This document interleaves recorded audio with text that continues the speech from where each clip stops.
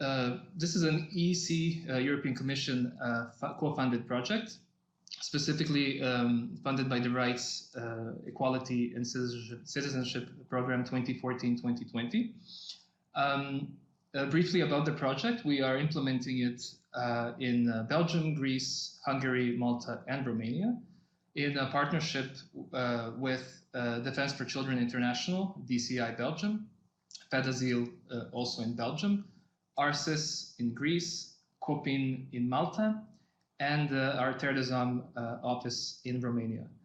This is a 2-year long project, which started in October 2018 and is running until September 2020.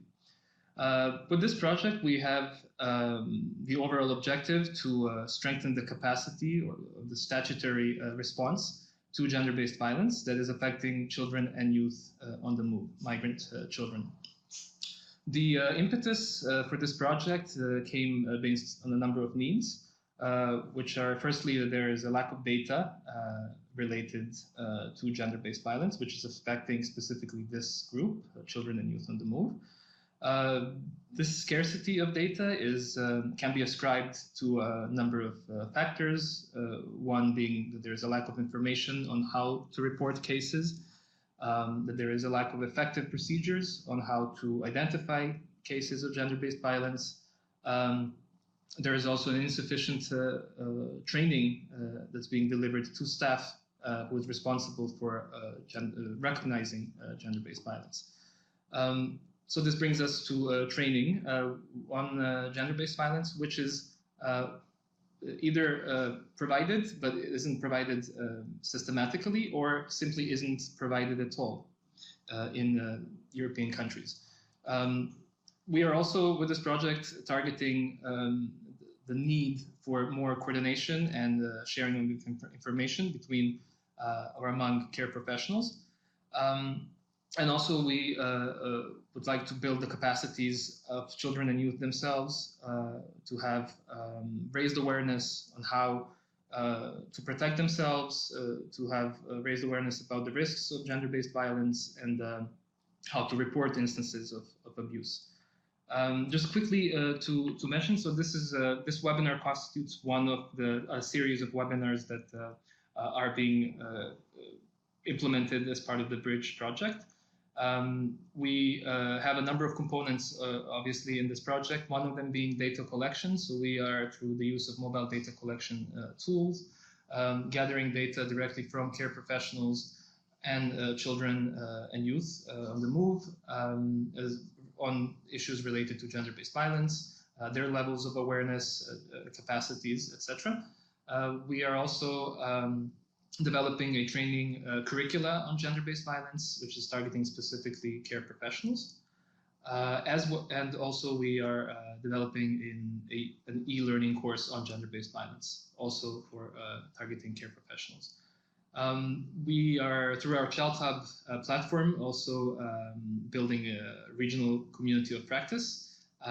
So on our Child Hub platform, we have a dedicated special section on gender-based violence, at which we are promoting and gathering useful information, news, studies, reports that are all related to gender-based violence and with the focus on migration.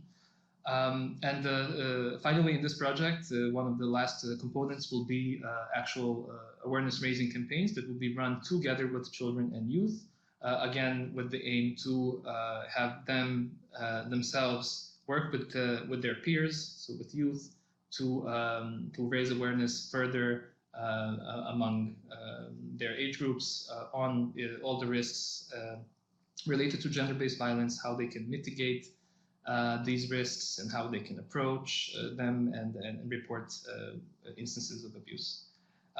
So this is just to sum up briefly the project. I would therefore like at this point to also introduce our two wonderful speakers. So we have Seydou Niang, who is a project officer on the Peer Educator program at GAMS in Belgium, and also Stephanie Florquin, who is the coordinator of the concerted strategies on FGM in Belgium, and also a project and research officer at GAMS in Belgium. So the floor is yours. Thank you very much.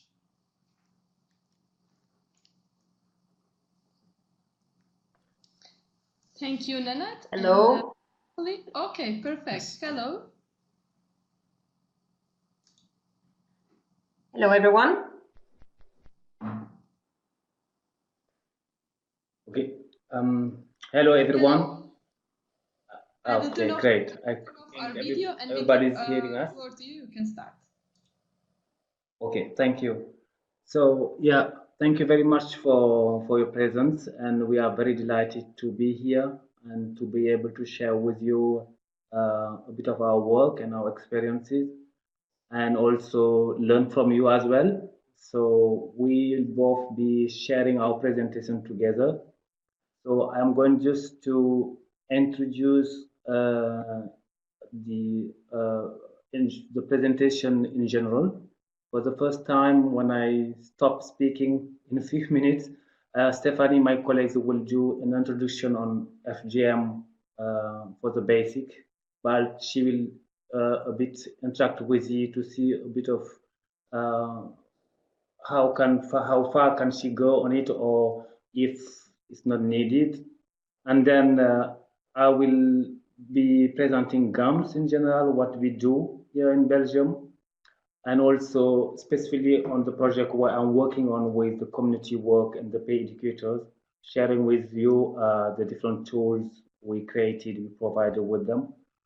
And then after that, again, Stephanie will come back and carry on exchanging with you about how we engage with professionals in preventing and care in the subject, and also share with you some of the tools that we provide for the professionals as well.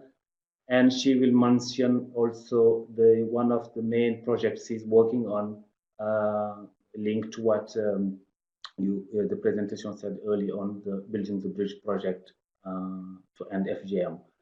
And after that, we will just give you the floor, and then you can send by writing some of the questions regarding the work or some clarification you need, and we'll be happy to answer if we have the answer. If not, some of you will answer. Thank you. So I will give the floor to Stephanie, then we will start. Okay, yeah, thank you, Seydou.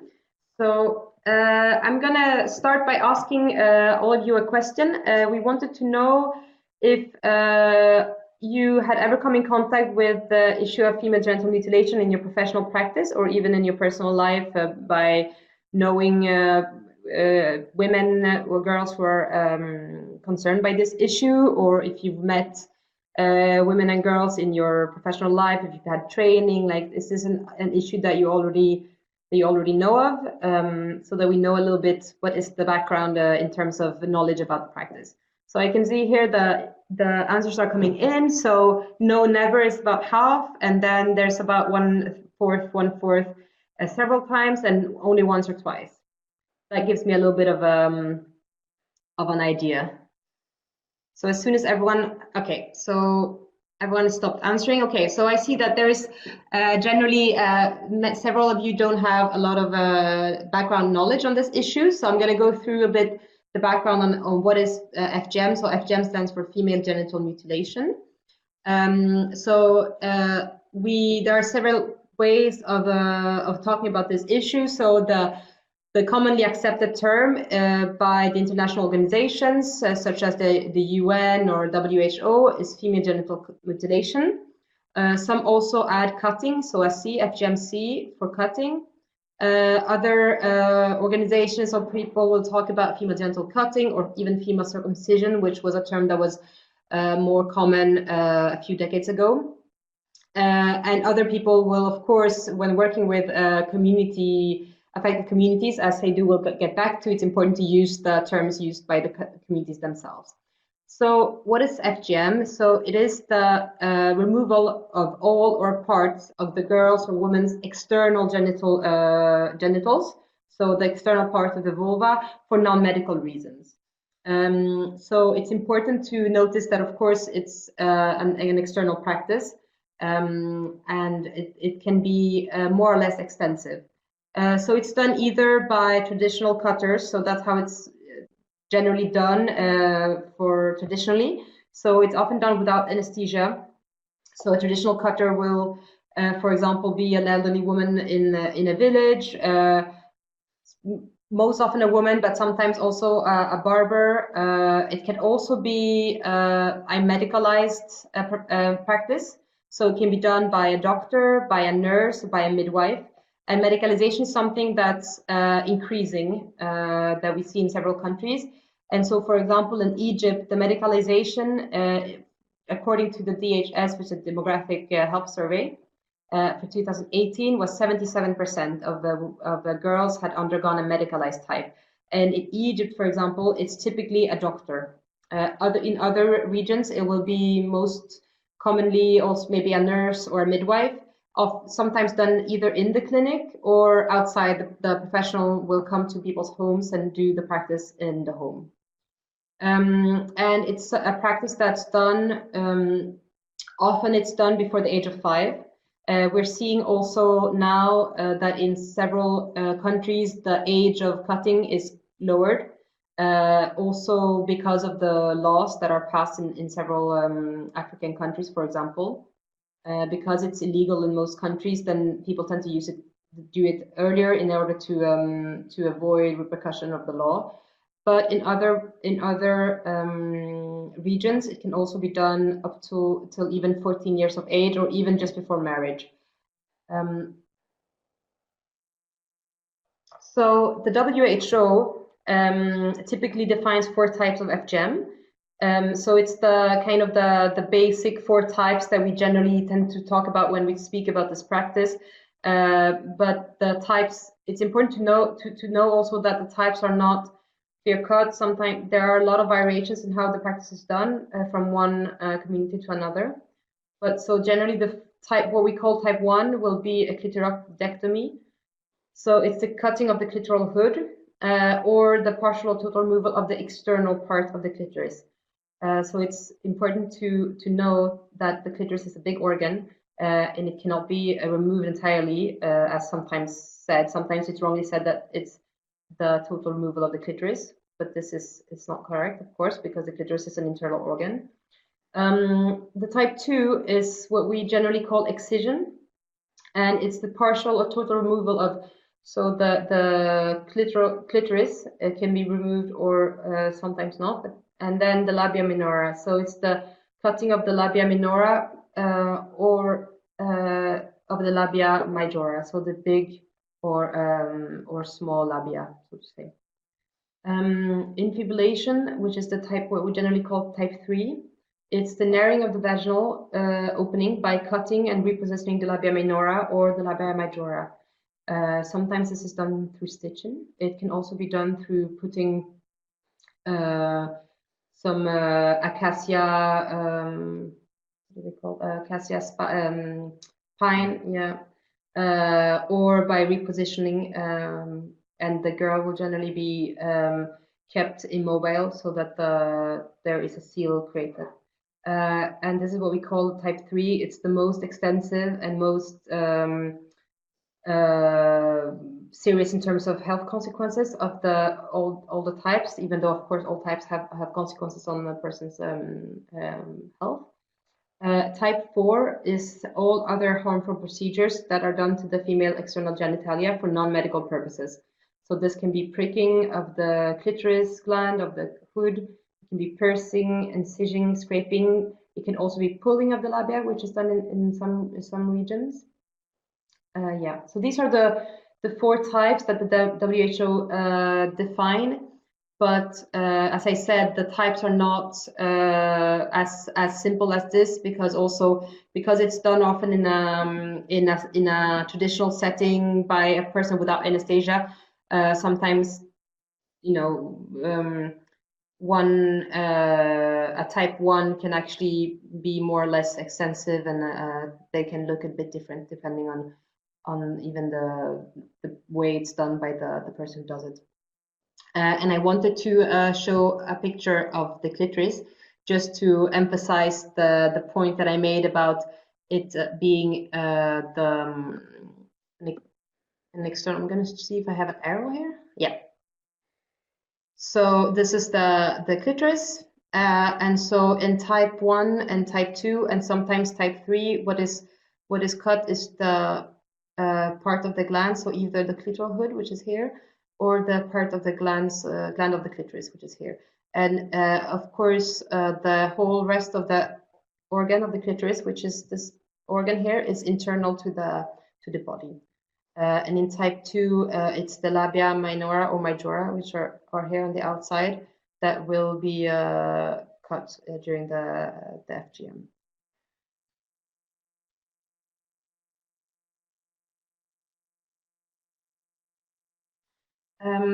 So we had another question in order to test a little bit your understanding of this topic. So it's coming up here now. Okay, so what do you think? FGM, is it practiced only on the African continent? Because until now I have spoken more generally about the practice to give you some information, but I haven't yet explained where this practice is done. So all of you say that it's not only done on the African continent. Okay, that's good. I can remove it. Yeah. Okay. So that is correct. So as then I see all of you know, FGM, so female genital mutilation, is a global issue. So it concerns all continents, including Europe and Africa, but also Asia, Latin America, North America, and it needs to be addressed as such. And so what we do know is that approximately 200 million girls and women living in 30 countries are currently living with FGM, and that 8,000 girls are at risk every day. It's some 3 million girls a year. So this is UNICEF's latest figures. It's from the report that you see the picture of here, which is one of the main reports that came out the last number of years on the topic, and which really gives a really good oversight. So if you're interested in the topic, I really recommend this report. It's very straightforward, very easy to read. And so what we also know is that more than 50% of the affected women and girls live in 3 countries, which are Indonesia, Egypt, and Ethiopia. So of course, while Egypt and Ethiopia are in Africa, a big part of women who are affected women also live in Indonesia, in Asia, of course. And so this really shows how it is not an African issue. What is important also, so this is the prevalence map. What's important to know also is that, of course, not all African countries are affected by this practice. So in a lot of countries, it's not practiced at all. We also see from the map that it's a prevalence by country, but it's medium prevalence in each country, but the practice is very linked to specific communities within a country. So it can be 100% in one community and then 0% in the rest of the country, for example. And the parts that are in green are reported cases among migrant populations. So these are typically Europe, North America, and Australia, and New Zealand. And so, as I just said, so prevalence rates vary a lot between and within a country. So this is the example of Senegal. So as you see, in certain regions, Seydou could explain this better than me because he's from Senegal. But so in certain regions, the prevalence is very high. It's about 80%. It's typically also in regions where certain communities live. Typically the Fulani community. You're gonna correct me if I'm wrong. And in other regions where there are mostly other communities, the prevalence is much lower. So there's a very big. So when you look at the general prevalence rate for the country, it doesn't show. I think for Senegal it's about 25%, and it doesn't show a good image for the different regional differences. So this is also from the UNICEF report that I was talking about. This is a previous version from the report in 2013. And so, as I said, FGM is a global issue, and as we are, I think everyone in the webinar here are from Europe, if I don't make a mistake. And in Europe, European Parliament estimated in 2016 that about 500,000 women and girls living in the European Union have been subjected by FGM. So in most cases, the big majority of these cases are girls or women who arrived to Europe after the practice was done in their country of origin. So about 20,000 women and girls from FGM countries of origin, so countries where FGM is practiced, seek asylum in the EU every year. And having being at risk of FGM or having problems linked to FGM is sorry,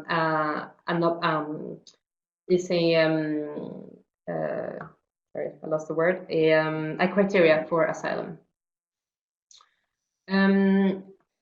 So yeah, so what is also important to say is that there's also, as Nanette was saying earlier, when it comes to FGM, and in particular FGM in Europe, there is also really a lack of data and a limited research. So it's something at GAMS also that we're trying to contribute also to the research in Europe. And I also wanted to point out that even though there are a lot of women, there's a lot of need for prevention for parents coming with girls who come from countries that practice FGM. There is also scientific evidence that families actually do give up FGM when they migrate. So there is a real need for prevention, but there is also evidence that actually this prevention is working, and that when people come to a country where the social norm is different, they do find it easier to give up FGM. So, of course, we're in Belgium. I just wanted to show you but the situation. So, of course, Belgium is quite a small country. We have about 48,000 women and girls from affected countries. 13,000 of them are likely to have undergone FGM, and 4,000 are at risk. I'm realizing when I read this that this is actually the old numbers, and the new numbers that we have are higher. It's 16,000 and 6,000 at risk. Because of the migration flow. And as in most European countries, as I said, FGM is a criteria for asylum, the risk of FGM especially, and it is illegal in the Belgian Penal Code. And I was wondering if you knew in your countries of where you come from. So I know some of you are from Belgium, like myself, but others are from Croatia. I saw someone from Poland, from the UK. Do you know what the situation is in your country? I think this, you have to type your answer.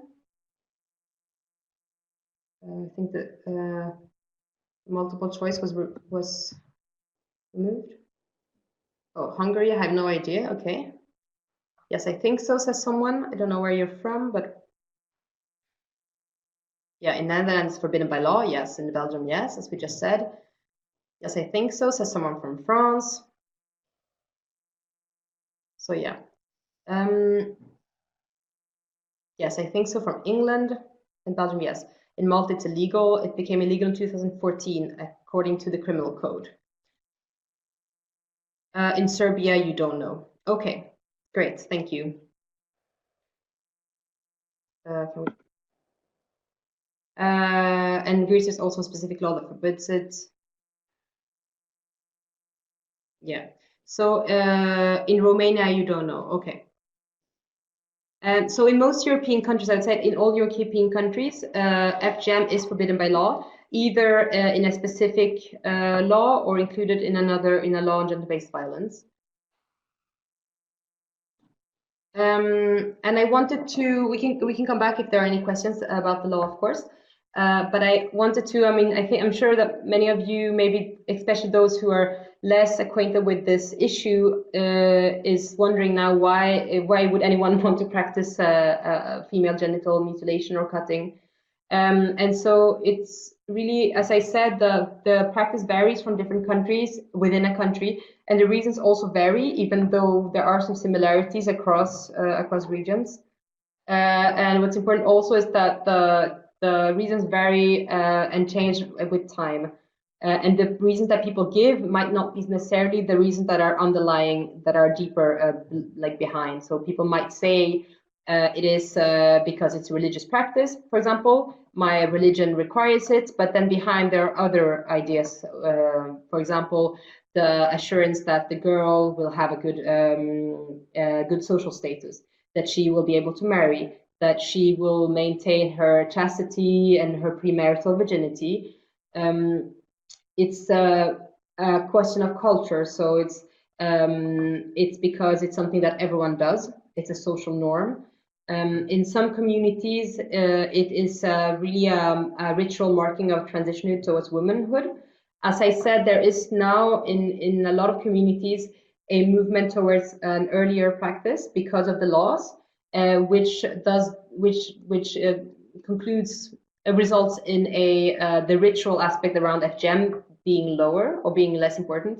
So before, for example, you would have a big party. The girl will be dressed up in nice clothes, will be given gifts, will be shown in the village, etc. And this will be done less because of the law that prohibits FGM. So it also gives less importance to the ritual marking of transitionhood. It's a question of maintaining the family honor and respect. Of course, if you live in a community where 100% of the girls have undergone the practice, then if you don't undergo it, then your family risks being less respected, being less honored. Some people from practicing communities say that it's an improvement of the beauty of eye hygiene.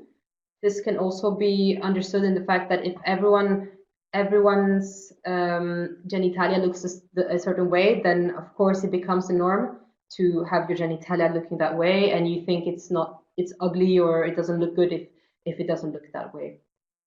There are also in certain communities myths around the female genitalia and around the clitoris. In some communities, for example, people believe that if a child is born but the clitoris is still there, if the clitoris touches the child, then the child is going to be ill or is going to die, or even that it's dangerous for the man during sexual intercourse or things like that. And finally, the practitioners themselves, of course, also practice for economic reasons. It's a source of income for some practitioners.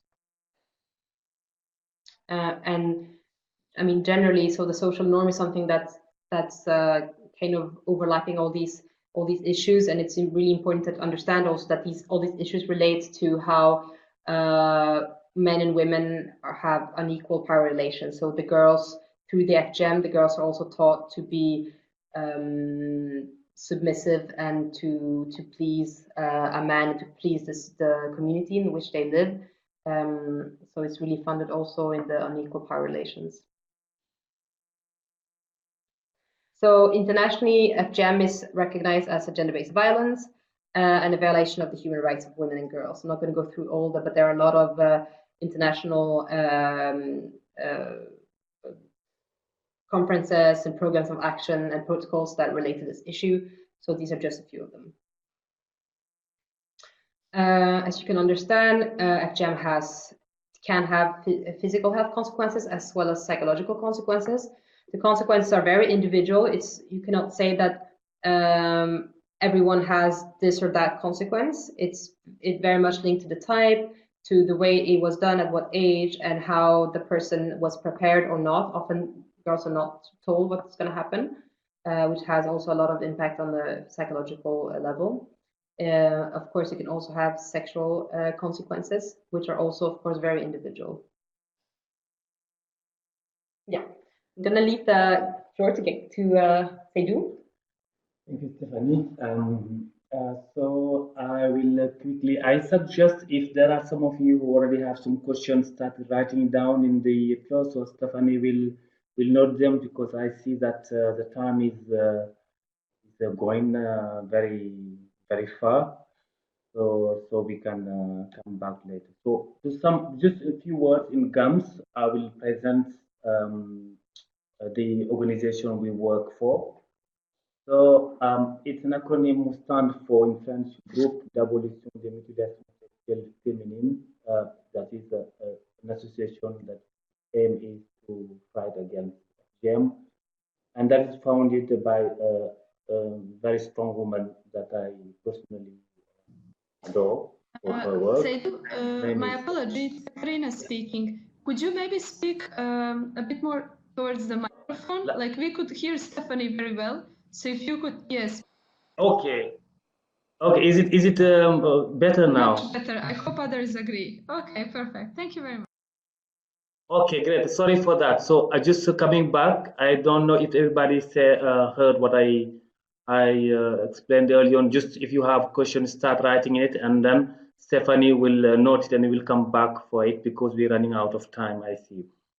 So this present GAMS, the acronyms stand for Group d'Abolition des Mutilations Sexuelles Féminines in French, which is founded by a woman who's from Senegal. Her name is Diallo in 1996. Actually, we are the main office in Brussels, but we have three other towns where we work in Belgium. It's in Antwerp, in Liège, and in Namur. And we are in a staff of 15 people who are paid, and many volunteer in the different towns we work for. And the main mission and activities GAMS do is obviously to prevent FGM in general by sensitizing and informing the affected community and professional by giving them training, as we do today, to share, just to know about the practice, and also to have some ideas on how to handle it when they face the problematic with affected community. The other objective or mission also is to reduce the health and psychological and social impact on FGM for the women and also the men who are in family who are affected on FGM by giving psychosocial support individually and sometimes in group. And I will come back with the activity later on in my presentation. And the other one is fostering dialogue and intersexual action by creating network like a strategic concerté, which Stephanie will come back to explain if we have time more deeply. And also to prevent and to support some programs in Africa, mainly actually in Senegal, which we sometimes have some mission to go there and give training for professionals and teachers to do prevention in schools, or make a film or project like Velingara, which is a project with we started a communication in videos from the community, Fulani community who live in Belgium, and the Fulani community who live in the region in the south of Senegal. And just to come just for what my project, only my work specifically in GAMS with the community affected, and why, first of all, it is important, as Stephanie said early on a bit of it, but I just want to reinforce that, of course, when somebody moves from their towns, maybe whether you are from Africa or Hungary or Bulgaria, and you go to live somewhere in Canada or in Australia or in Mali, you always go with your customs or with your traditions. It's not because you moved from a place that you will leave all your traditions. And that's important also. If you move your country, you feel this, we call it in French, loyalty. Don't know, loyalty to your community, and sometimes people feel like they want to show the people who stay in the community that even though they live in Belgium or in London or wherever in the world, they still part of the member of the community. And the work we do with this community is just to help them also to understand and also to face this new norm they face in, as they lived in a community where female circumcision was the norm, and now it wasn't the norm. So this is shock, cultural shock, and just how to handle it. And also when they understand it and they decide to abandon it, when they go back, they will face the community there, and just to give them some clue on how to handle these issues with their relatives who are there back in the countries. That's the main reason why we work with the community. And in general, there are 4 main activities with the community. This is a general raising awareness, which we do in events or community services in the community. And also we do specific workshop here in GAMS and in the other 3 towns, where every month or regularly we have a group with women, a group with young girls, and a group with children, a group with pregnant women, all this work is done with volunteers most of the time, and also with the pay educators, which I coordinate with my other colleagues who is not here today, whose name is Jessica. And just to show you a little bit of the workshops who are done in the GAMS, inside GAMS places, the people, they work with colleagues, and at the end they create some tools for other women in the community who are not there. So you can see here in the 3 photograph, calculate enlever, you have to help me translate it, is to how to say it in English, put down the, I don't know. Yeah, anyway, you will you will see the translation. It's just to show you that it's not just a discussion, but from the discussions, the participants also, they create these tools for other women or other participants in the community.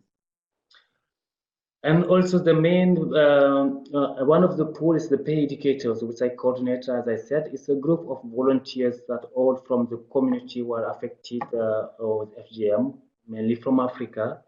90% of them were they were before that beneficiary of GAMS. They had psychological support, either they were directly concerned with FGM or other violences, and they have this built confidence, and they wanted to get more involved in GAMS activities. So they participate either in the groups or in small groups, or they translate for GAMS staff or other services during their works. And this is just a few examples that I wanted to show on what the pay educators do specifically. We have the main Speak Out. It was the first project, European project we have been founded, which was the main objective was to involve men, to get them more involved in the issues of FGM, because we noticed that most of the time the work is done towards and with women, but the men plays a major role in the subject, and is, as Stephanie said, a social norm. That's why we work with them, and also some sensitization back during holidays when they go back. As they are trained, they have the tools to face their relatives and to sensitize back home, and also just to build their confidence themselves by participating in this different training. So I'm sorry, I'm going quickly because I wanted to let you also ask questions and interact. It's more interesting than just talking with us. And this just to mention a few opportunities and difficulties we face in the pay educators in their work. So the opportunity, as you see on your left, strengthening their personal confidence, mutual support between pay educators, motivation and courage, because they support each other and they see that they are not alone in this problematic. The ability to reach people who do not necessarily attend GAMS, because the pay educator lives in the community. They know people who maybe they didn't have problems, they didn't need to come to GAMS, but through them they will be touched and sensitized. And also the opportunity to have a diversity of languages to do the translation for GAMS staff and other services. Of course, there are some difficulties, lack of time for them because they are working and they just volunteer, they are not paid. Some of them have a problem talking about the subject in their own mother tongue because it's more heavy for them, or people who are not the same age but be still working on these kind of things. We have this difficulty also to have some translation, some services contact us for translating for some language like Tigrinya, which we don't have people who educators who speak that language. And also just to illustrate all I said with the pay educators, actually we are working on a new project called Access, which is the acronym of Appropriate Community-Based Care and Empowering Support Service for Migrant Affected Women by Gender-Based Violence, which is a European founded program with 3 associations: GAMS, Médecins du Monde, Médecins del Mundo of Spain, and Forward in the UK. the main objective is to improve the prevention, the protection and supervision and support service for migrant women and girls affected at risk of multiform gender-based violence. That is the second round of men speaking out, as I said, but that was just mainly for FGM. It was founded by European Union also. But here is gender-based violence in general, so child marriage, forced marriage, and rape, all the other stuff. So just a quick photo to show you the program of this access program. We have a training of the peer educator, which in 3 weekends. The last one will be next weekend coming, and we have it from October training for key professionals and making some tools to launch a campaign for these activities. And these trained peer educators will also do some work in small group in their community regarding many of the gender-based violence they face in their community, and also an online support program. Yeah. Yeah, thank you, Seydou. So as we don't have so much time, I'm going to try to go through the multi-sectoral approaches quite quickly. But I can also send the PowerPoint over. But I wanted to show you some examples. So I'm hoping that everyone will go home from this webinar understanding why it's important to involve the community, of course, as Seydou explained, but also different types and different sectors of professionals. So this is something that's really, really important. And at GAMS, we really work with a multi-sectoral approach. I received a question about Malta and about health staff. And this, yeah, so Beth, you were saying that in Malta it's a problem that health staff are not adequately trained. And this is something that we also see in Belgium. So in Belgium, the problem is that FGM is not always integrated in the basic curriculum for all health professionals. So it is sometimes, but sometimes it's only 1 hour.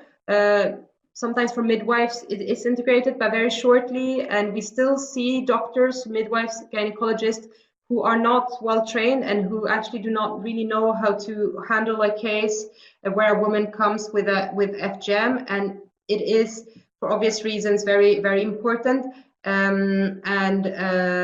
Yeah, all women really need to be able to have adequate healthcare. But it's not only about healthcare, it's also about other sectors. So we really work with a multi-sectoral approach. So not only because abandonment requires the social change, as Seydou was also talking about, and that requires that different types of different sectors of professionals do the prevention work, explain to families that the practice is illegal in their new country of origin, and why it has health consequences or psychological consequences for the women or girls, and why they shouldn't practice it. But also because, as I said, survivors of FGM really they have the right as all other women to have adequate psychosexual and social care, and therefore we must understand what their needs are and be able to respond to them adequately. So we really promote a multi-sectoral perspective, working with health professionals, working with professionals from the educational sector, teachers, working with child protection officers, and working also with the media, because there's also FGM is an issue that sometimes, of course, is very shocking to a lot of people, but sometimes the way the media speaks about it can have negative effects for the women who live with this practice. I'm not going to go into detail on the concerted strategy. So it's the Belgian network that I coordinate. It's a network that was set up in 2008, and it's really the result of seeing in Belgium how professionals are not adequately trained, that they didn't have enough tools, and that they needed to have better coordination between their actions, that they needed to be able to know, okay, if I have in front of me, I'm a social worker, I have a woman who's affected by FGM, who has specific health needs, what gynecologist can I send her to so that she will get adequate care? If I'm a nurse and I meet a woman living with FGM who wants to protect her daughter, where can I send her so that she can get counseling, so that she can be supported and empowered to protect her daughter from the practice? especially when traveling back to the country of origin. So this is really why the consortium strategy squad is set up. It's a collaborative approach. I'm not going to go into detail on this, but it's really, we function as a network. It's a collaborative approach. We did, right from the beginning of the setting up of the network, we did an analysis of the different stakeholders, of the needs of the affected women and girls and the whole communities, and of the health determinants. And this was really what actually laid the foundation in Belgium for the national plan on gender-based violence, which integrated FGM for the first time in 2012. And this was really the work of the network, and this is something that we're continuing. So since then, we continue to work on different, I'm sorry, the PowerPoint got a bit changed in the transition here, but I hope it's visible enough. So these are the activities of the network. So since the start of the network, we continue to do the advocacy work regionally and nationally. We do a lot of knowledge exchange with professionals. We try to get tools and information more accessible to them. We have a multilingual website. As maybe some of you know, Belgium is a country where there are two main linguistic groups. So Dutch speaking and French speaking, and so we really try to facilitate the exchange of information also. So we organize a lot of trainings, but also exchange workshops for professionals where they can come really with their very practical questions. And for example, we have one coming up and on how to do an examination with children, health examination. So that's something we're working on now. These very down-to-earth kind of professional issues. This is just to show our site. So we have a multilingual site, and we make our tools available to all the professionals and other stakeholders, for instance. We also create tools. So we have kits that where we make all the tools that a professional might need when in front of a woman or a girl. How can they talk to the person about the subject? For medical professionals, which are what's the medical certificate that they need to use, for example, for the person to support her asylum claim. So we have a standardized medical certificate. And we also do specific tools by sector, so sector specific, so that each sector knows how they should handle prevention and care, and who are the other stakeholders. So this is the last information I wanted to give you. Then we can open up for the questions. So UEFGM, I don't know if anyone of you have heard about it. It's United Europe Against FGM. It's a web platform that was launched in 2017. So GAMS was one of the 12 partners in 11 countries. It's a Daphne project, so it's a European project. And the aim of the project was to develop a web-based knowledge platform on FGM. So it's really the aim of this platform is really to make professionals more well-trained and well-informed to be able to deliver better support to survivors, to prevent FGM and to protect women and girls at risk. So it's a resource center. The website is here. It's also in the web links below. There are country-focused pages for the 11 countries that are represented. And there is a web knowledge platform. So it's a free platform. These are the different modules. I just put them there so that you could see. It's a multi-sectoral platform. So there's two introductory modules. And then there are different modules by sector. So modules for people working, for example, in the legal system, police, justice, for people living more working in the asylum center, reception centers, for example, for teachers, for people working as social workers or indirect counsel and advice to survivors of FGM. And there's also a module on media. So as I was saying before, to help media better communicate on FGM. So I suggest that we stop there because we don't have so much time left. And yeah, I see that the presentation was sent. And please feel free if you have any questions now to just ask them. We're here to answer them. I'm letting everything sink in. Obviously, the time is short, and that's the big subject if we want to talk about it. So we are sorry also if we didn't manage the time to leave you the enough time to ask question. But right now is the right moment. So if you have any question or any suggestion or any contribution, you feel to do it. Yeah, if there are no questions, I'll show the next slide. So while you think about your questions, I'll just show the next slide then. Because I heard that Nene was talking about the community of practice, and I wanted to inform also that we have a community of practice of FGM that we set up 2 years ago. And it's really an African European mainly platform, but we have members also from other continents. And the aim is really to enhance the understanding of this topic, which is really quite a complex topic. And so that's why it's also difficult to give you all the inputs in just 40 minutes. And the aim is, of course, that everyone can enhance their understanding, exchange tools, exchange research.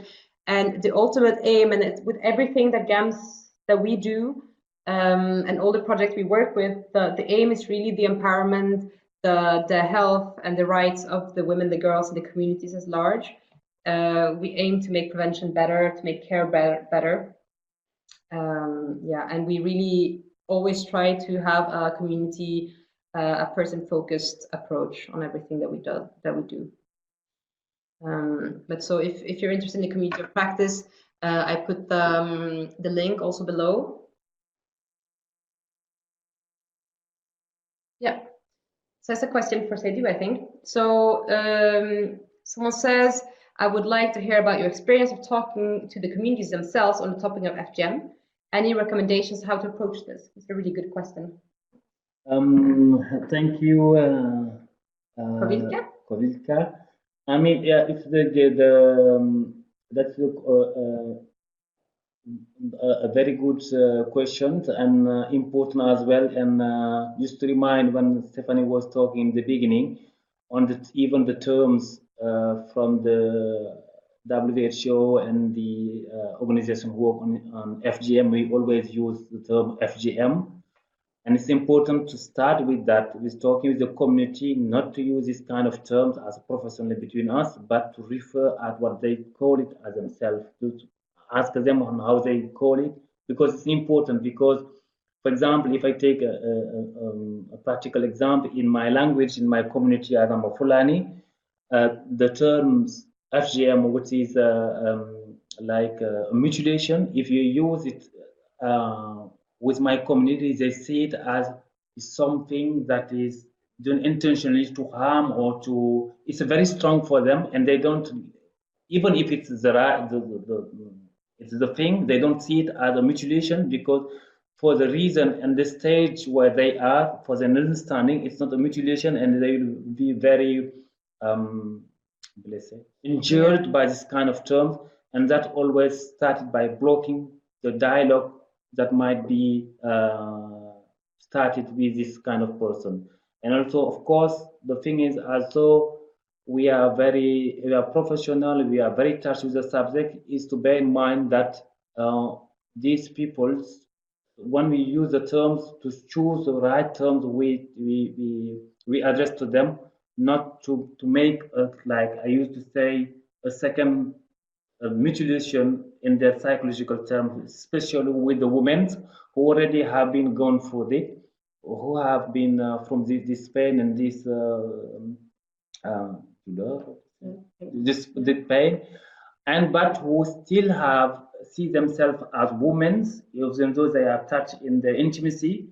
But the way we address the question might bring them back to what they have already lost, and resume or summarize themselves as women, as this part they have already lost.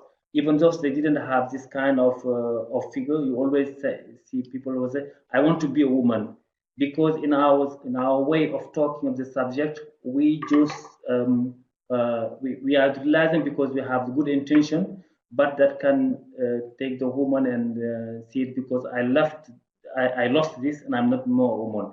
Mm-hmm. Also, if as a man, if I lose my hand, I still be a man. Why would if unfortunately, I didn't choose as a woman losing this organ just to my femininity or my part of being a woman be denied or reminded and creating these things. So to summarize, just by respecting these peoples and also try to understand and be sure what are the reason among all the reason we talked about, what are the reason why this woman or this particular person hold on or have difficulties to address these questions. If you want. Yeah, no, it's I mean, this is really what Seydou is saying about it's not because as a professional you can have good intentions that you cannot do harm. So that's also why it's really important that people are trained, because as I said, it's a topic that people feel very strongly about when they learn about it, but they don't necessarily always understand the way to approach the issue. So your question is really good. It's you, as Seydou says, you really need to start from the person herself and her understanding. And it's true that some women, by having bad experiences from healthcare professionals, for example, there are still women in Belgium, in Europe, having bad experiences from gynecologists, for example, who haven't been sufficiently trained, who do not know that some women live with FGM, and it can be, as I do say, really horrible, a re-traumatizing for them. So yeah, just keeping in mind that it's a sensitive topic that we're talking about, also about the intimacy. It's not easy to talk about intimacy for anyone, whether you've undergone FGM or not. It's an intimate topic, so it's important to be sensitive. Also, we still here. You have our contacts. Also, if you later on, if you want to go deeper in that particular recommendation or advices, so we are here. It's part of our work as well. Thank you very much. Thank you. I'm afraid we are run out of time. So as Seydou said, you can see the emails on the screen, and you will find the presentation at latest by tomorrow morning on the website I put. So you can get in touch if you're interested to know more. First of all, Stephanie and Seydou, thank you very much. Yes, for the presentation. Thank you for having us. It's amazing to it's amazing to hear what you do, and especially emphasizing the multidisciplinarity of this field and engaging all actors that are involved in the progress and how important this is. For me, it was very interesting to know that you are managing already community of practice on this issue, and I wonder whether others would agree, but just maintaining, leading, and managing this community of practice, keeping it functioning, useful, and alive is a challenge itself.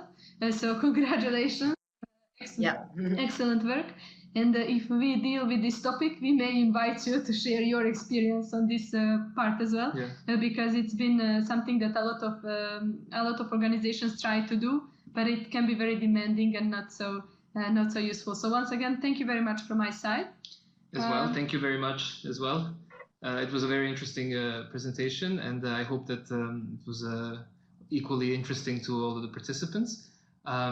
This is one of, as I said, one of the webinars that is being held within the Bridge project. Stay tuned also for more, whether it will be also a follow-up to this topic or another topic related to gender-based violence. We will be identifying in the upcoming period. Yes, and you will see it on the Child Hub. If you go on our website, it will be announced there. Yes. To make sure that get the notification, you should sign up for a Child Hub newsletter, and then you will be sure to be notified about all the upcoming webinars. Maybe just before we close, thank you for answering our polls, and there are 2 more on the screen. Please feel free to give your answers. If anyone would like to receive a certificate for attending this webinar, all you have to do is write to this email that you can see in the chat, info@childhub.org. Just let us know that you participated on a webinar today and you would like a certificate, and we will get back to you hopefully 3-4 days after with a certificate. This is all from my side. Once again, thank you, Stephanie and Seydou, for the presentation, and thank you for having us. Thank you. Yes, over an hour. Pleasure to hear from you, and wish you all the nice rest of the day and the week. And good luck with the. Thank you very much. Goodbye. Goodbye. Bye-bye. Bye-bye.